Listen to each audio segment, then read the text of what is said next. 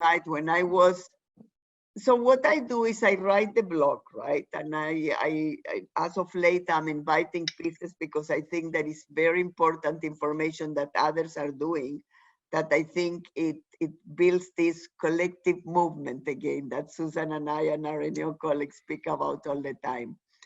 And before I finish, usually, I start to look at the Together We Can Do campaign, and I see who posted what, and I choose my picks, and I kind of put my picks in there. And in between that, of course, I see all the emails that we have received, because that formulates my thinking, actually, for the blog and for what I will answer. And it dawned on me yesterday that I am the only privileged one that sees all the thank you notes. And because the blog is relatively, you want to keep it concise, you cannot put all the thank you notes there. So I pick again a few thank you notes, or one or two, and I put them there.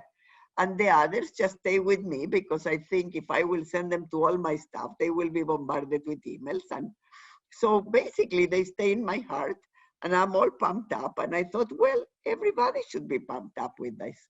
So this is why it occurred to me, and I spoke with Madison that deals with that tackles the website ahead of launching it, just so that she doesn't feel bombarded.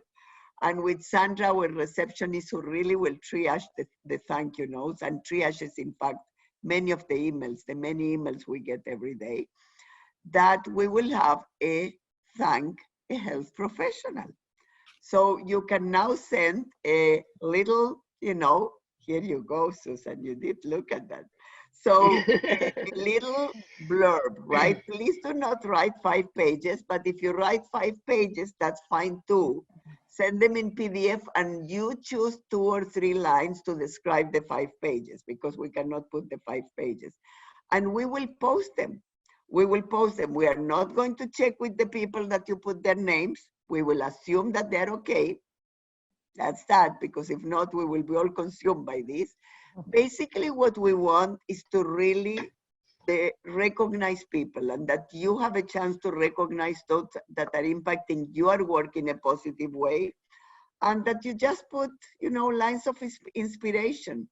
So be ready for that. And we will, as of tomorrow, she will start to post whatever we get today. We are not going back. I know 2 people already wrote to me and said, are we going back? Because I have said, no, we can't go back. But maybe one day we are going to get a student, to do an analysis, not for research, but to pull all the others. And maybe then they will all get posted. Or maybe if one day people are not as busy, which I don't think it will be ever at this point. Honestly, I think the life is becoming 24/7 forever and ever. But we will post them, and I think this will energize everybody. I'm not sure the title will be Thanks Health Heroes. Let me tell you why, Susan. I liked it. I also tweet about heroes. But people in Spain, and remember, the blog is going to everybody, and the website is being looked by everybody. Lots of people have a lot of issues with the word hero, especially in countries where nurses are not upheld the way in Canada, especially from a remuneration perspective. So they keep answering when people say heroes, they keep saying, thank you, I'm not a hero, I'm a health professional. This is what I do because this is what I chose to do. This is the profession I love, and I want to be recognized not only during COVID-19, but always in it. So we need to think about the name, Thank You Health Heroes, or Thank a Health, I don't know. I like the word heroes. Someone's suggesting team in the chat box. Well, yeah, but team is a group of people, right? So send your thoughts. Maybe we will do a contest. Hey, Susan, it's across the globe about thanking health ... what that dot is. How about that? That could be interesting. And then we can send it for voting. That's it. That's building community. And that's the other reason why I also invite people for specific pieces, either because they're important pieces or because they have asked me that they want a voice and they don't find that there is a voice. With that, and I will write today in my blog. It came late to me, so I couldn't. A colleague from the laboratory and the lab technicians, I know I'm not saying the right name because it's much more complete than that, asked me to please recognize in the blog that this week is their week. So if you are listening to this and if you are in the webinar, we recognize you, and I promise I will put the exactly right title for your profession in the blog so everybody can recognize you for this week. So I appreciate that people find the blog useful for other professions, including nursing and others too. Let's go back to the... Sure. And Doris, just to, Paula Manuel reminded us that it's also Volunteer Week. Oh, here you go. Yeah. Fantastic. Fantastic. Now, that means we need to send a message to all of our members, especially the assembly. Let's remember, the assembly and the board, tremendous volunteers of RNAO. We really need to send them a thank you note. Thank you very much. Excellent. So this is another piece that I want to share. The same as I transform the lengthy report that became 15 pages into the blog because I was getting lost myself in the report, I started to look at the website and I spoke with the RNAO team, and I actually spoke with my husband. My husband knows a lot about technology and about portals. Well, I didn't even know the word portal. And I said to my husband, our website has so much richness. The work that Heather and the long-term care coordinator colleagues and the work that members are doing with her, the NPs in long-term care, is fantastic. And I don't see it enough on the website. The work that Susan is doing with the cheering up healthcare workers, etc., is fantastic. I don't see it enough. And the VIANurse that Daniel and Kerry and everybody is doing in RNAO is fantastic, and I don't see it enough. And policy, etc., etc. So then Ricardo said, well, how about doing a portal? And I go, tell me what a portal will look like.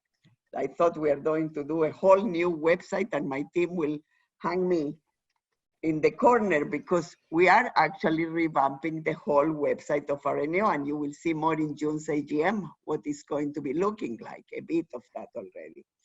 In any case, we met with our fantastic team of communications and of IT. And lo and behold, they are working now on a portal, and Madison, that already started to work on it, she already actually did the front page, and you will start to see a lot of more easier ways to find information in the website that really highlights the richness of the work that RNAO is doing. Because as Barbara Stilwell, the head of Nursing Now in UK says, no other organization is doing this amount of work, and hence we need to share with the world so everybody can use it. On that note, let me remind you that this Wednesday at 11 a.m. Toronto time and 4 p.m. UK time, we are doing, Heather and Susan and myself are doing a webinar for the international community on COVID-19, on basically the work that RNAO is doing, but really opening it also to the nursing community to engage, to hear from them what they're doing, and to really gain the richness of everybody. And then the first week of March, May, we are going to be doing one in Spanish, and I will bring people from Spain, people from Chile, and of course ourselves, and likely Patricia Skoll from Toronto Grace, who she doesn't know I'm going to ask her, but she speaks Spanish also. So we are going to do something in Spanish for Nursing Now. So I really feel inspired and proud on all the work that both RNAO is doing and on our capacity to share with the world and to share with all of you at this time. So this is how the website looks for now. Susan, you want to read those titles overall, the sections? It will evolve, but this Sure. is what's looking. Sure, that's fine. So I'll go from the top left and downwards. So the first one is COVID-19. These are basic resources and guidance. Next is the press room. So that's a link to all the press releases and all of the media events. And on that, let me comment. Yep. Because there was a tweet over the weekend. I'm not going to dwell on the author or any of that, but the topic I think is important. It was about nursing being heard or not heard, and about the fact that it's about time that nursing needs to be heard. And while that is the case, I think Ontario is different, and I think we need to acknowledge that Ontario is different. I can tell you, just by the minute that I was late, that we're asking to play a key role in deploying nurses. I can tell you that on the issues of PPE, on the issues of, this morning I was with Health Canada, on the issue of reprocessing N95. I think it was Wendy Fusil, that I hope she's online. She wrote to me last night with looking at Switzerland as a comparator. Yes, she is, here you go. And she said, I know you are involved in all the tables of across the country and probably also international and at home. It is the case, we are. And it's not only I am involved, but actually Marianne is involved in communications in the table of the government. We are involved in everything. And in terms of media, guys, over 150 interviews. Let me tell you that I know it because I feel it. So, and we could have 3 times that amount if nurses in the front lines were allowed to speak without needing to ask permission. In fact, we could have 10 times.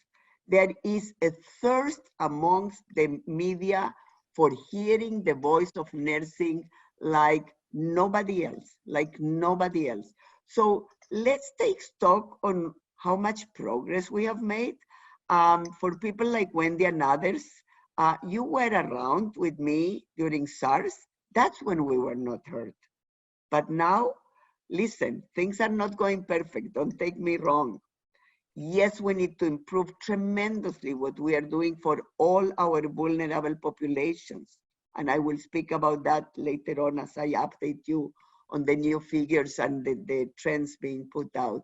But that's different than we are not heard or we are not in the thick of the solutions, in the thick of policy work, in the thick of media activity. We are, and we better take pride of that, because it's not work that is not done with effort. It's work that is done because of the tremendous effort of RNAO, and I don't shy away, of its members, of its board, of the assembly, and of members at large. The fact that at 7 p.m. we have this group of people coming and wanting to be part of it is part of it. 155 people already is part of it. The fact that we had just before this a webinar with 36 nurse practitioners in long-term care, twice a week we are having it, is part of it. People are engaged, and I think the nursing community in Ontario gains the richness of our collective action and activity of our involvement. So I do want to say, let's take hold of it, and let's please cherish the moment and carry it forward to continue the strength and the growth of our profession, because it's a vital, essential profession to any health system. So with that, please, I wanted to say that. If you can move to the next slide, please. Thank you. Sure. So I just invite anyone to go to the website. It's very self-explanatory, easy to find what you need. So it's just rnao.ca, and right on that front page on the carousel, you'll get a link to the portal. So really easy, and they can navigate that themselves. Doris, I just wanted to bring something up from the chat box. Yes. An important point that Jacqueline just brought up, and she was saying, you know, shouldn't we take a moment to notice or to recognize what has happened in Nova Scotia and yes, the nurses? Yes, and we did put a statement out, and we put a tweet, and not only what happened in Nova Scotia, which is a horror story in the midst of already a horrific situation, right? 19 people dead, and one of them, colleagues, is a nurse. Yes. So one of them is a VIANurse nurse, and we did put a statement on that. It's just devastating. You know, the day before, I was actually thinking about, and I was saying to Ricardo, I'm kind of surprised that no shootings have happened in the US, given that the US always there is shootings happening every day, something that you shake your head. But to think this is happening in our own Canada, in the midst of already a devastation, is unfathomable. It's just incredible, incredible. So yes, let's take a few seconds to reflect, please. Let's just take it.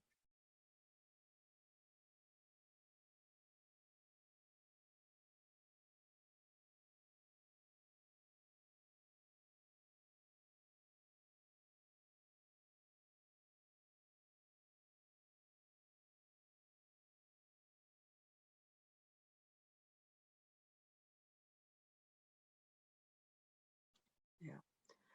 So to our colleagues at VIAN, if any of you work at VIAN, and to any family, to all the families of all the people, I mean, just terrible, terrible, terrible, terrible. No words that can describe that. So yeah. Yes. So in terms of next steps, so the figures that were shared with you at this afternoon, that we are doing better than expected, it's true. It's true in relationship to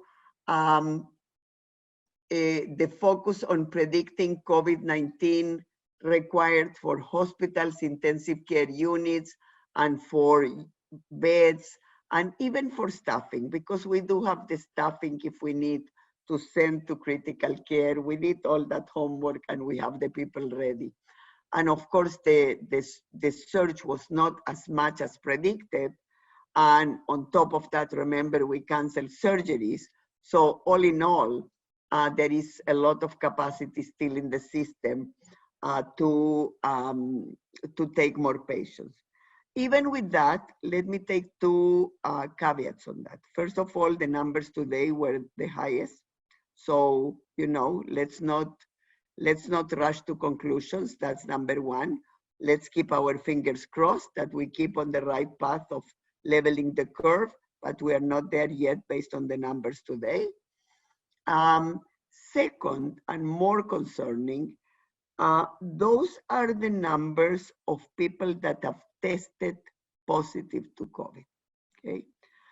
You will see me, you will see tomorrow in my report about data access. And I did not call it in purpose data transparency because the data is there. What's happened is that not everybody can access it. But I do get reports, and I get these reports, I keep saying, through the black market. I don't get some of the reports through the normal ways that any of us leaders in the health system should be getting them. And so, for example, I do know that in intensive care units, you have ventilated patients, and you have three types of ventilated patients. You have your usual ventilated patients, people, for example, that we used to have always, that had a stroke or that had a massive cardiac event or whichever event that they required a ventilator. Then we have two groups of COVID patients.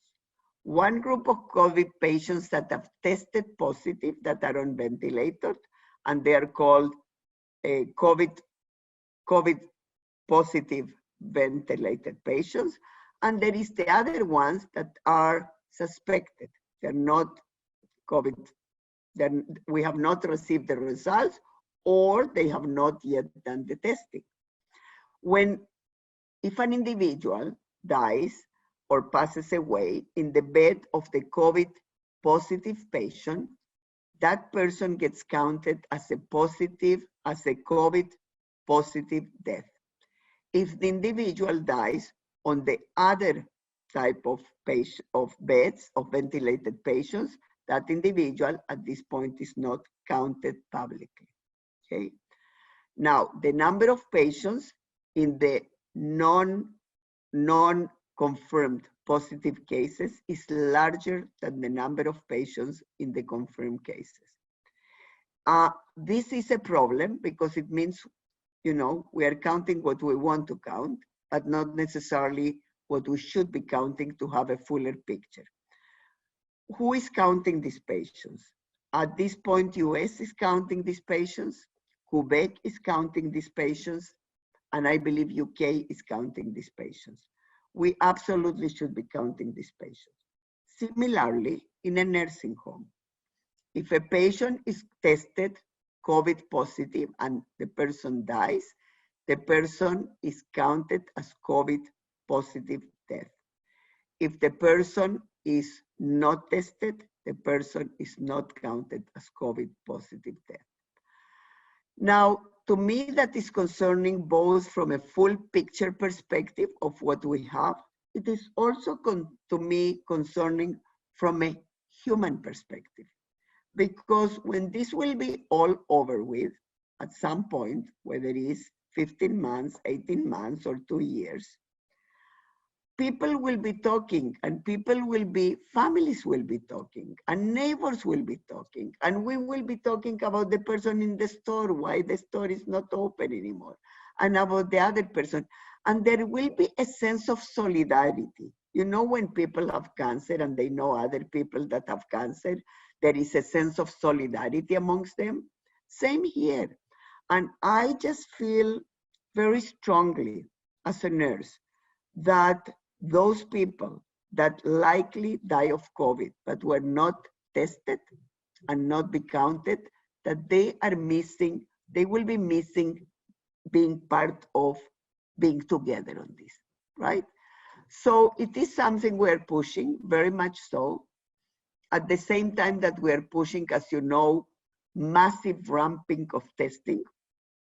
When anyone here says we are doing well even in the predictive model of hospitals and ventilated beds and etc., it's as good as your denominator is, right? Because the reality is that if we are not testing hugely, we know what we want to know, right? A very limited way. But that is very detrimental in many ways, especially in the way of the next wave and the next wave of COVID. If we don't ramp up testing massively, and what RNAO is suggesting is that in nursing homes, in shelters, in indigenous communities, all of them, and in correctional facilities, there ought to be universal testing, meaning every single person ought to be tested, because this is how we will be able to control the outbreaks that we have, same as universal masking for all these places, for the staff. So we will control what's going on. And if you think, while nursing homes and people that are incarcerated and in other congregated facilities, like for example, people like we had with the participation house, those people are confined. So somehow you can keep the outbreak inside the place, which is tragic still because the death toll keeps growing. But in shelters, that is not the case. In shelters, what happens is people are together at night, but during the day they're out and about. And they may be asymptomatic or they may be subsymptomatic, which means this is going on and on and on and on in the community. So we will not be able to even contain it. So the issue of ramping up testing in all the vulnerable places because of the crowded way in which people are is an absolute must. It wouldn't be a must if we didn't have the crowded places, but because it is, it's an absolute must. The rate of infection amongst homeless population is significantly higher by dozens higher than what it is in the regular population. So we owe it to them, we owe it to their staff, and we owe it to the community at large to absolutely do universal testing and universal masking on that. So these are the pieces that we will push forward. So in a sense, it's like there are two predictive models, right? One that is going relatively well for people that go into the hospital, and then one that is going actually still higher and higher and higher, and we haven't seen it all. We haven't seen it all. We haven't seen it all in terms of outbreaks in nursing homes and retirement homes. We haven't seen it all for sure in terms of outbreaks in shelters. There are already 9 shelters with serious outbreaks. We are starting to hear now of outbreaks in indigenous communities. And if you look at other places in Canada and in the US in terms of incarcerated persons, that is just waiting to happen and happen like fire. Yes. Yes, Susan. Sorry, I had to unmute myself. The chat box is very, very active, Doris. Go for it. Well, I'd like to ask a few grouped questions. And then while you're asking those, anyone who wants to, are we going to do a cheer again at 7:30? Because it would. Yes, we must. Okay, so this is. I have my elements. Yes. Well, we're not ready yet. What we need is anyone who wants to be on screen and participate, and we'll unmute you, and you can be on screen, and you can videotape our cheer for health workers at 7:30. Just put in the chat box that you want to be a panelist, and Olivia, maybe we can put it in the thank you to all nurses in the world from Ontario. That sounds great. Okay, that's Kyle. So, another one to post. You need to superimpose thank you from Ontario nurses to all the nurses in the world and other health professionals too. Yeah. Okay, made note of that. All right, well, so let me just see if I can keep up with the chat box a little bit here. Can I ask 3 questions and see if you can answer them all together? One person was asking, when you were talking about shared universal testing, have you shared that, the concept of universal testing with public health and government? And then people are asking about, why is there such a problem with lacking of testing, and how accurate are the current modes of tests? So I can go back and respond if you need me to remind you what those are. Yeah, I think that people thought that we were nuts already when I said universal masking. Mm. And then when I said that we needed 9 million masks a week in Ontario, the reporters went, they couldn't stop calling RNAO, so I could repeat that again because they thought this was kind of incredible. Well, we will send a paper that I will add to my report probably on Wednesday. It's related to long-term care, but we will send it to people. It's about PPE, and it's about the projection of PPE in Ontario. And it's about the fact that we need 3.7 million in 10 days just for long-term care, nursing homes and retirement homes.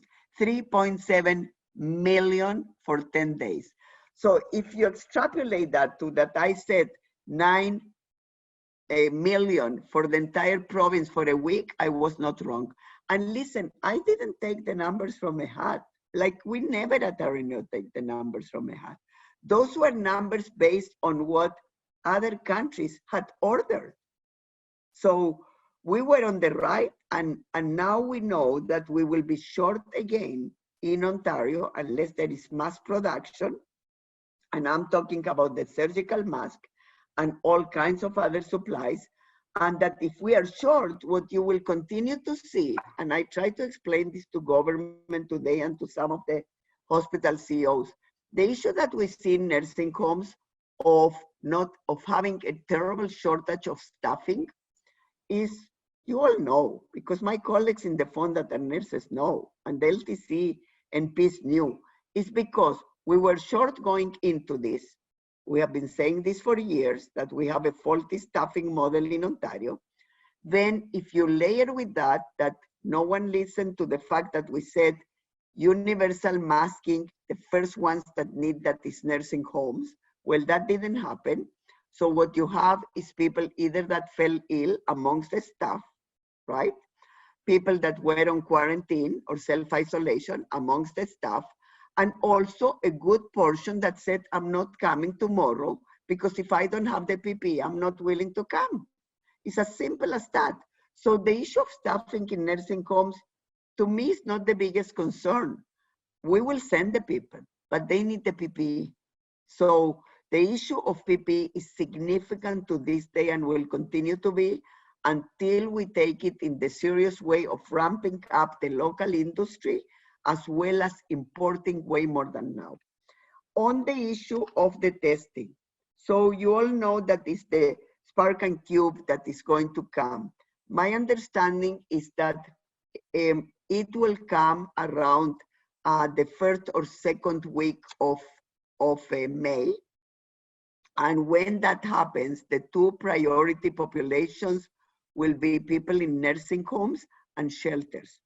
And of course, staffing, right? Staff. So that should improve the situation. But I do not think for a minute that what government thought or is thinking is universal testing, to the person that asked the question. I still think that the approach in Ontario has been all along working on best case scenario. The approach of RNAO has been all along, we need to work in worst case scenario so that we end up in the middle of the pack. And I'm talking we end up on the middle of the pack as a whole, not only people that needed hospital, but actually the population as a whole. And the sooner you have that massive surveillance, which is what South Korea did, massive surveillance, more than lockout, they did massive surveillance. The sooner you do that is the sooner you can get life more to a normal kind of rhythm, if there is such a thing as normal, but at least you can get some businesses open, etc., because you have a handle of what's happening. Right now, we are kind of going blind because we have still very, very limited testing. So yes, the government does know because we did publish that in our blog. That was a piece done by Dr. Fisman, who is an expert on this area, and he spoke about surveillance. I spoke with Andrew Bond, who runs the biggest work and most comprehensive work for persons experiencing homelessness with COVID positive, and the nurse that is leading that work with him on the ground with 50 nurses that came through VIANurse is Dr. Lee Chapman, doing amazing work. They already have 2 sites open. We are now pushing that they need to get the 3rd site where we want actually ventilators there, and we want palliative care, and we want everything for people that experience homelessness to have a dignified, hopefully recovery, and if not, a dignified palliative care option. These are the nurses that are working with Lee, are nurses that know what they're doing, not only clinically, but also from a social determinants of health, also from a how to work with people that experience homelessness. And we want all the services being provided by them for this very critical and unjustly treated population. It's about time that they get the dignity and the care that they need and deserve. So does government know that RNAO is asking universal testing? We have said it. Will they move there? I hope so. I think the Premier is listening very attentively to what RNAO is saying, and I hope that we will, because this is not about RNAO. This is about the countries that have done well. This is about being able to kind of, it's like we see a patient, right? We check the pulse. This is checking the pulse of how the population is doing with the virus, and knowing that we have so much community transmission, and that a large number is people that are either asymptomatic completely or subsymptomatic. To me, it's common sense that once we have the capacity of the testing, we need to go ahead. Yes, Susan. So one more I get very passionate about well, it. you do, and you're answering a lot of the questions, and they bring more questions and great comments. And but I'd like to ask you one more question before we cheer, and that is if you have any insight into how close we are with antibody testing. Oh, we are not close yet at all. So that is also the serology we are talking, and the passport and all of that. I will get you the exact answer, but I think that we are not close to the vaccine. I understand that we are about a year away, best case scenario. The serology testing also is months and months away, but I promise I will get the answer, and I will respond to that question in the blog. Promise.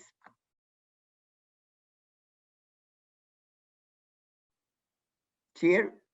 That's great. So we actually have a little bit more time before the cheer. Okay. So maybe I'll go back to the portal and talk a bit about, group some questions around networks. I think a person has a question about palliative care. What is being done as far as palliative care in LTC homes? And I didn't see the rest. Okay. What is being done as far as palliative care? I think we need to say something to come. I will. So a few things about palliative care. Let me start from the macro to the micro. From the macro, first of all, the LINs, remember, they do have people with expertise, teams with expertise on palliative care. So that's number one. You can always access that. Number two, Palliative Care Ontario has resources. That's number two, very important. RNAO developed also tools for palliative care, and they are posted, and Kyle will put them on the show that in the, well, is in that piece of the portal that says resources, and then there is one that says resources for long-term care. Go to the one that says resources for long-term care. And then there is another piece that came today in the NP LTC forum webinar, and Jane shared with us there are some shortages of palliative care medications. So she's developing a piece for us that will be posted on the website. She also recommended about an excellent video that will be posted on our website that was done by Bakers. So we will be sharing that as well. Okay, great. We still have 4 minutes. So maybe I'll ask a question from Harisha, and she's asking how nurses are nurses who might be interested in doing research on COVID-19, how can they get involved? Do we have a way to connect them? Maybe if they're interested in looking at signs and symptoms, nursing interventions. Excellent. So curriculum. Excellent. So look at the website today, not website. Look at my blog today, please. I speak about a piece of research on olfactory and taste loss during COVID as one possible a sign of COVID positive. In that piece, there is information about the new funding that the government set for the research agenda. Any of you can apply, can put ideas together at RNAO, and I was asked this by a couple of my colleagues in various jurisdictions in Canada, if we will be developing a BPG on COVID.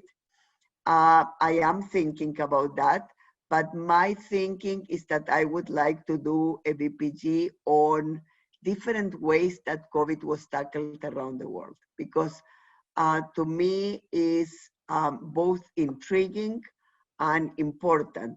The fact that Islas Baleares, that is doing fantastic, 7:30. did it completely based on primary care and on home care. We're doing it completely on hospital focus, and I'm sure we will find other models that are doing it completely on another model. So I think to do a good analysis and a BPG on not only nursing care, but really the different ways of tackling COVID and which ones produce better results. I'm sure that it's not black and white, that we will see that some produce better results on some things, the others on other things. That to me, I think will be a good contribution to the field of evidence-based. And then within that, we can see specifics for nursing. Do I need to take my elements? Yes, I think, and Olivia, if you can enable any additional cameras. I see people are popping on now. That's great. Oh, and I see Victoria's got a nice cross there. That's excellent. So all, anyone. But where is Felicia? I see just the computer and no Felicia. Oh, now I see you. Okay, good. And Olivia, maybe you can put your camera on. Do we have more? Should you take us out and put some of our colleagues? We are in enough of this. Olivia, maybe you mute. Yeah, I can. It's about shifting the screens. That's all it is. Because for me, I see mostly participants. I'm not. Oh, you see a lot of participants? Yes, I do. But you can capture all them? I'm going to try. I'm just asking everyone to please start their videos if you can. What do we need to do? If individuals can start their videos, I can't start videos for individuals. You need, so for example, Barbara Anderson. Correct. So if everyone can just go to the bottom left hand of their screen, they will see a camera icon and it will say to start or stop their video. And also the microphone though, so that the click will sound. Yes. Yep. So they have so to. Monique, you need to put the mic. Yuna, you need to put the mic. Yeah. So Heather needs to put the mic. Imagine you need to put the mic on. So do people know? Well, I will tell after. Everybody. 3, 2, 1. Okay. Ready to go. Ready? Okay. Ready? 1, 2, 3.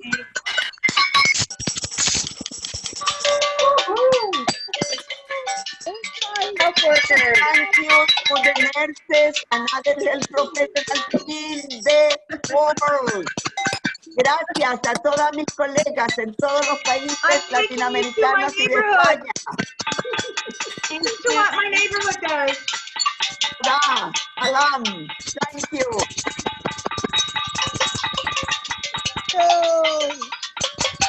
Jacqueline's sharing her neighborhood, what they're doing.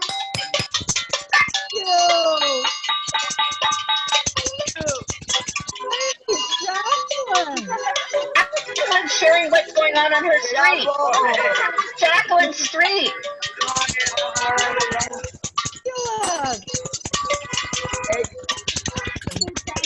Put it on tweet. Good. Oh, fabulous. Good. That's a good picture. Yes. Somebody's outside. That was great. On Twitter. I hope you guys didn't You find can that. unmute it. Nice. Now you can mute us again. Yeah. Yes, boss. Thank you. Oops, what happened?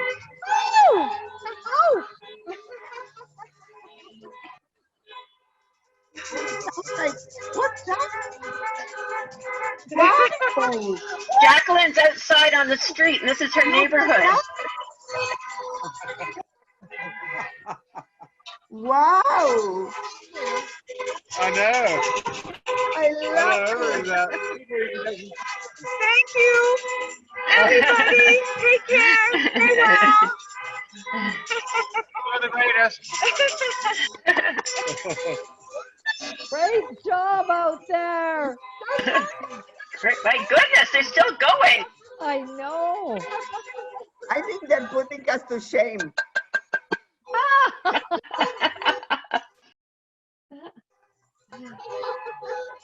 Oh. Look at that. They really got the I hand. think I better close this down now.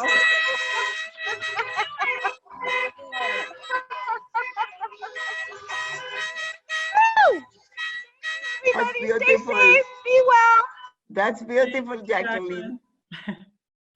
That's beautiful. Yeah. You know, last night I saw one with ambulances. It was beautiful.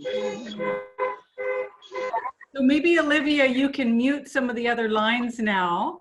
And I'm just looking at the time. So we've got a half an hour, just under half an hour left. So maybe it's just unruly and exciting. So maybe, Doris, I think that there still are quite a few questions, and maybe let's do questions only. yeah. So these slides are here for people's future reference. I'm just going to quickly go through. This is talking about Doris's blog and some of the recent topics, and that. So I do want to talk for a second about the Abbas petition and about the World Health Organization, Okay. because it is unfathomable. I mean, there is a limit to how damaging a top leader of a country can be, and I don't shy away from saying that. You need to read the editor of The Lancet, which, by the way, is brilliant, brilliant beyond belief. And he was the one that basically reacted saying, and I put it on my blog, saying that what President Trump did of saying that we'll put on hold the funding for WHO is a crime against humanity in the midst of COVID. And it is, because one thing is for him to say we will close the lines between Canada and US and PPE, which was traumatic and absolutely also astonishing. Another thing is to cut the funding for WHO. WHO serves for the most the have-not countries. So imagine countries that have little to nothing to not have the support of WHO. It's really unfathomable, and that's why I included that, and I was asked to include that, but I was also honored to include that in our blog. And my colleagues, Heather and Megan and myself and Angela, we had the privilege of meeting Dr. Tedros himself personally. When Susan, you were there too?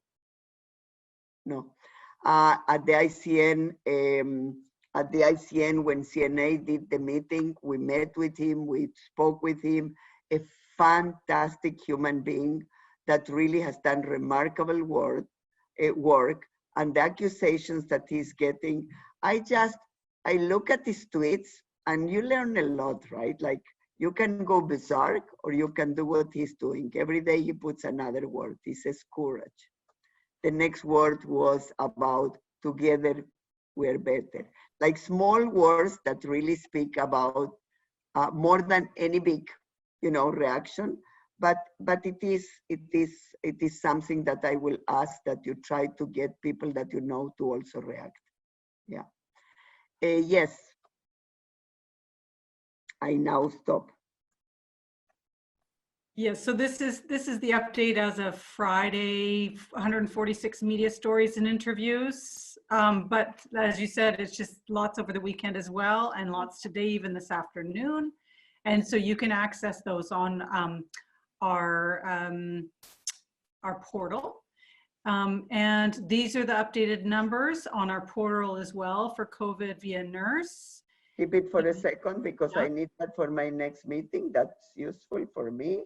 So Okay. I don't need to go to the website. Fantastic. Perfect. Okay. And there's the link to access the program there. So it's all nicely laid out on the website. And this is the thank you letter from Ottawa Public Health. And I just pulled out a couple of quotes from their gratitude and what that really meant for Ottawa Public Health in terms of their accessing the VIANurse program. And by the way, it made a huge difference on outcomes. They have no backlog. They have no issues with the case and contact tracing. So it makes a difference. And they were the first. So we launched VIANurse, I remember a day on, I think was at 1 a.m. or whatever crazy time that we did. And at 8 a.m. they already were sending, can you send us nurses? And they took 50 and then they took 50 more and they're doing fantastic. And they're thrilled with the people that they got. Yeah. And it's all people from the area. Yes, yeah. I just wanted to point out the Facebook groups again, and I'm seeing a lot of excellent ideas in the chat box, suggestions, ideas, comments that I'd love to see that in some of the discussions in our Facebook groups. So, and people are talking about the difficulty in long-term care with people passing or not having someone there with them as they die, or in any setting not having. So please bring those issues to the peer-to-peer support group maybe, or if they're more clinical issues to do with quality care, maybe the sharing or tackling emerging care issues together. And the top one there, that is for connecting families in long-term care. So I'd really like to see some of the excellent discussion here in the Facebook group. So just could you Susan, transfer it with cut and paste also? I don't know if I guess you know there's what, some way I you... can think about some way to do that anonymously, because that wouldn't be fair for me to say who said what, but yeah. So we can maybe have some of our moderators look at the questions and see how we might be able to get some discussion going. Good idea. But I'd really like people from this discussion to participate because I think they've got some excellent points. So let's get to the Q&A then, Doris. What I've got here, this is a very busy slide, but these are a couple of questions from last week. And so I just brought together some resources that our team had located to answer some of these questions. So these are here for people's reference. And like I said, we'll post the slides on our portal. And I wanted to get to these questions that people had asked. Can you go back first? Sure. Can you go back first? So I do want to comment on the issue of the clothes and all of that stuff. Because while it's true, right? And this, if someone coughs in your coat, yes, you need to wash the coat. If you go out for a walk, you know, not necessarily. But what these people forget is this, right? More important than anything else. More important, every time you go out, even if you didn't touch anything, when you come back, you're opening, you don't know who opened your door before you touch. You absolutely wash your hands. Tell your kids, your parents, your family, everybody wash your hands. Hands, hands, hands, frequently and well. Yeah, so there, and I think that's the message that everyone's giving. And then there's additional information on these websites about how long COVID lasts on different surfaces. And then you want to laugh on how far we have come. So I was on CBC National at the beginning. Me and two experts epidemiologists. And so the question came, because they had spoken with me before, what do we do with this? And I said, well, you clean them. You take a bit of the same stuff that you're going to clean to sanitize your hands if you're in the street. You put a little bit on a cloth and you clean it. And my colleagues, the epidemiologists, one from public health and one from a hospital, said, oh, you are going to ruin the... Well, what did they tell you today? Clean it. Absolutely, you clean it. It doesn't ruin anything. You don't shower it, you clean it, but you do when you go out. And of course, don't passing. Yeah. Things have changed a lot from the beginning to now. Continue to evolve as we learn more about this virus. And the second question was about redeploying nurses and being unfamiliar with documentation. So I've got some resources there. They're all from CNO about practice standards. And I was wondering, Doris, if we can focus on these 4 questions and other questions that might be in the chat box today and get through as much as we can in the next 15 minutes. Yes. I think you actually kind of answered the first question a little bit about rapid tests. Yeah. I don't know, someone was saying, why aren't we using them in, you know, throughout, but you were saying they were priority populations at this stage. Well, it's not ready even yet. Yeah. It's not ready, but it is not more expensive, and it's done in Canada, the one we will use. Okay. Now, I kept this PPE question in, Doris. I know you've answered it before, but it just keeps resurfacing. I've seen similar questions come up in the chat. Well, you will see more. You may remember that I wrote a week ago, I think, or maybe even a bit more, about re-disinfecting N95. I wrote twice. I wrote one time saying that the evidence was not there at this point, and what 3M was saying and what we were saying, and based on what I read, basically. And then I was asked to review a document from Health Canada, which I did. And today, we actually were called to a meeting. I was in a meeting with Health Canada, and I do think that the guidelines for re-sterilizing N95 and reusing sterilized N95 will come out. I don't know when. I thought it was coming out last week. The issue to me is not if the re-sterilized mask is effective. I think it is. The issue that needs to be looked very carefully is that the fitting of the re-sterilized mask be the right fitting and tight, and that the strips, right? Like if it's if it's rubber and you put rubber in the sun for, I don't know, ultraviolet or whatever, it will go kaput. You know, you will not. So that whatever is the strips, that actually the fitting needs to be tight, tight, tight. It's as important as the mask. I don't think we will have issues with the mask.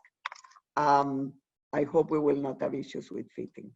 And again, I did ask that in the report or whatever that will come out, that it needs to be stated that it's a last resort to use. But given the supply shortage that we have in Canada, and given that Alberta was going to send us, but Alberta is on the rise again, and that, you know, I am not sure what will happen, but yeah. So to this question of staff receiving 2 N95 masks and told not to wear them except for swabbing, well, remember, use the guidelines because the guidelines are accurate. If it's aerolized, you need to use. If it's not, you don't need to use. So yes, when you are doing a assessment with the window, like in the assessment centers, that the person has this window, you cannot get anything, right? But when you are doing the swabbing, yes, because the person may cough, right? So basically follow the guidelines of Health Canada and of Public Health Ontario, because they're the same guidelines that are consistent with WHO. And now we know enough. You know what I mean? We know it. We don't know all, but we know enough about the virus to know that 2 meters distance, you don't need 4 meters distance, because, you know, even moist talk will not reach 4 meters, right? So use the guidelines. I do trust those guidelines very much. Thank you for that. Yeah, the people are still feeling anxious and feeling like, oh, what if I'm protected? And you know what? I totally understand. Yeah, yeah. And there is don't forget, there is the agreement between ONA and the government that if a nurse judges that she or he needs N95, that is your clinical judgment that needs to count at the end. So, you know, you need to feel safe, but you also need to remember that there are other people that, you know, like, read about it. You know what I mean? Read. And you go to the blog and you will find it. So put PP. Actually, when you go to the blog, it's very interesting. You will see letters that are bigger on the right side, letters that are bigger than others. This is not because we made them bigger. It's called tagging. So whenever I wrote more about a topic, the letters are bigger, and PP is the biggest by far. So you will find it very easy. and then you can read anything that is of importance to you, and then keep asking the questions if you have, and be very succinct on the questions you send. And I will send, I have a few very outstanding infection control directors of hospitals that I consult with them often, as well as top epidemiologists. I don't invent the answers. So please, please, please do consult when you have questions.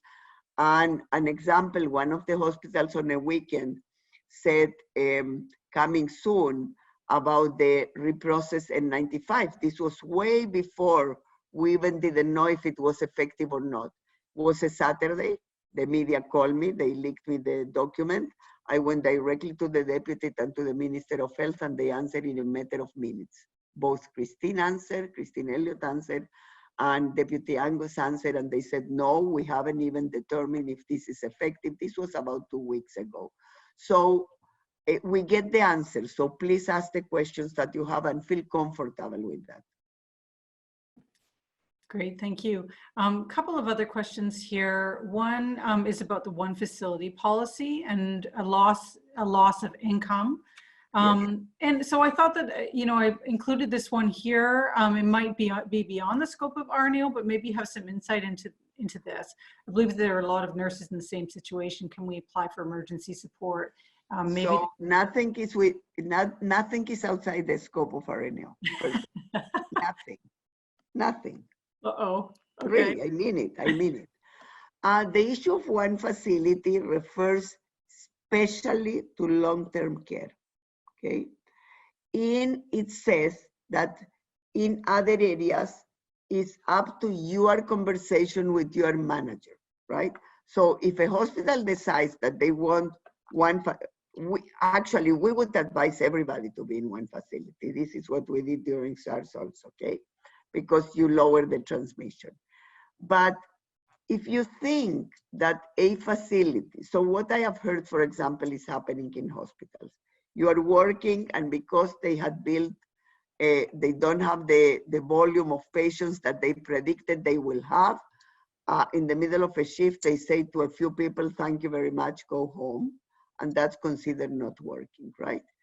I really think, I will hope, and I can only speak based on the way we are behaving, quite frankly, at RNAO, that employers, especially employers that get funding from government, will be thoughtful about what they do with their employees. It's very easy to start to lay off people, and it's very easy to leave people in only 40% of the income. It's just not very good, because that's when you start to see added stress. You start to see depression, you start to see anxiety, et cetera, et cetera, et cetera. So while some employers don't have a choice, take home care, for example. Their volume has gone down hugely. So they cannot keep everybody because actually they're paid by volume. But hospitals are not paid by volume, right? So I think we all need to be thoughtful at RNAO, and my colleagues know, we have not decreased the working hours of a single person. And trust me, most people are working full-time and more, okay? Some probably are working less than the full-time because the events that we have or other things, we don't have the same amount. But you know, people have put the time all the time. So it's not the time to start to nickel and dime. I think I would through this webinar that will be posted, I will plead to employers to be thoughtful about that, because if a nurse is working in 2 places and now only can work on one, she or he cannot apply to unemployment insurance because she's working or he's working. So it really can leave, and I have had really heart-wrenching emails from colleagues that the husband lost the job, the kid that used to work because was 21 is not working, and that she was the only, only left working, and now she's on 50%. And that adds so much more stress. So this is not something that would last for 2 years, right? So I would plead to employers to be as thoughtful as they can as thoughtful as they can. And yeah, let me look at this issue. Send me this question, Susan, after, and I will see what we can do with government, because we don't need our colleagues sick also out of stress. Yeah. Thank you. So the last question here is about internationally educated nurses. Can I continue asking this Yes, one? please do, Susan. Internationally educated nurses as RPNs. Sorry, Imagine, put the mute, please. Sorry. Okay. Yes, Heather. Susan. Okay. So this is from a first-year student in an internationally educated nurses program, an RN program. So the student has passed the CPNRE, but is unable to complete hours of placement. So I was wondering about the RPN general or temporary license. Do you have insight into that, So first of all, the college now put, this is a piece I wanted to mention to Imagine. 3 days ago, the college put a new category, emergency registration. And this is, I believe, for a person that graduated, not graduated, that completed the studies, maybe a few hours less, and has no employment, no offer. So look into that. Ask Imagine. I don't know if Imagine can hear me. Yeah.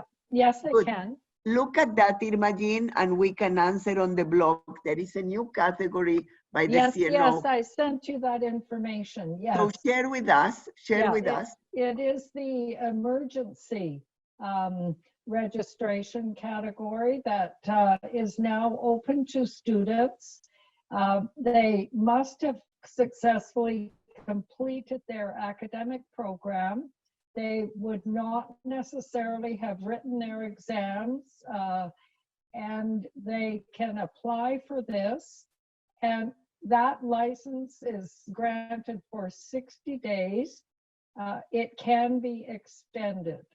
That's Now, fantastic. they do not need an offer of employment. So this is the opportunity for someone completing the program but unable to write the NCLEX for all of those reasons now because of COVID, and have no way of getting a job offer. So now they can actually work in this emergency category. And Imagine the one, so Imagine, by the way, so let me tell you why Imagine is here, first of all. So Matt Galway, who is the director of Health and Nursing Policy, is actually, we seconded him to this new site of Inner Health City that is working with, I said, Andrew Bond and Lee Chapman for persons experiencing homelessness. He's there for 3 months, and Imagine is covering for Matt. And Imagine was looking for us on this piece with Ann Coglan and etc. So Imagine, does this apply to people that have not completed all the hours of placement? No, it does not. And in the discussions I've had with academic organizations, none of them have told me that the fourth-year students have been unable to graduate because of lack of placements. They have all come up with alternate means of simulations, clinical exercises, and I've been assured that they will be graduating. Some of them with the students that might have been having clinical later, the next round, they may have some of their time delayed until September while they work out new simulations. But for example, U of T is the one that extends the longest into July with their second entry program, and those students are all completing clinical through simulation. Imagine, could you then look specifically about the internationally educated nurses and get back? Okay, for sure. And get back to us on that? I will. Because I think those are not, this is a program at York and the program of the care nurses and a few other programs. Yeah, okay, I will. But kudos to the college because I think they have responded with this. It's actually called emergency class or emergency. There's, oh, now my phone is shut off, but it's called emergency assignment Maybe class. Olivia can send the link. Yeah, yes, and I've sent that to you, but I thought you might want to put it in your I will, I update. will, Yeah, I will. so I will. did send you an email with that and an alert in WhatsApp. Fantastic. Okay, I will good. put it today. Thank And then you if you for bring, raising it. if you bring us back on the internationally educated, Yes. we put it later in the week. Fantastic. Perfect, okay. Back to you, Susan. Okay, well, we're coming to 8 o'clock, so I wanted to put on this slide of collage of all the cool stuff that's happening at 7:30 and encourage people to continue to go out on their street or balcony or out of their window or doing whatever they like with I their love it. costumes, with their pets, with their musical instruments, whatever they like to do.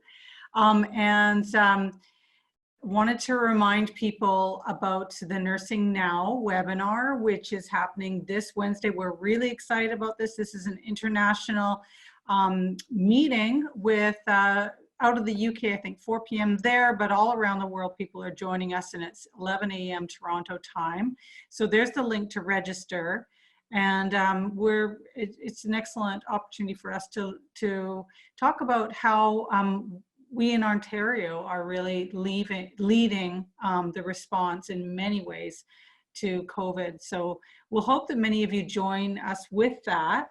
And then we will be meeting again next Monday for the next webinar.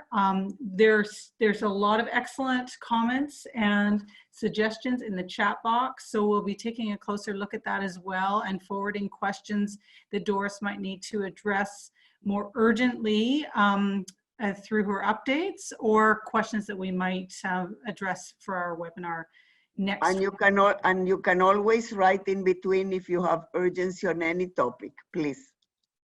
Yeah.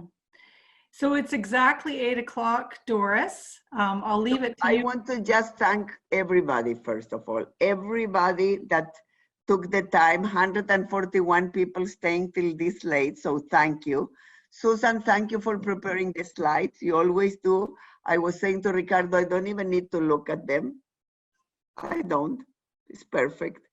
And Heather and Irma-Jean for the tremendous work, and Olivia for staying with us till this time. Thank you. And to my colleagues for the tremendous ideas, questions, emails. Together we can do it. Yes, woo! Thank you. Thank you. Thank you so much. Led by you, Doris. Thank you. Thank you, everybody. Cheers. Good night. Stay safe.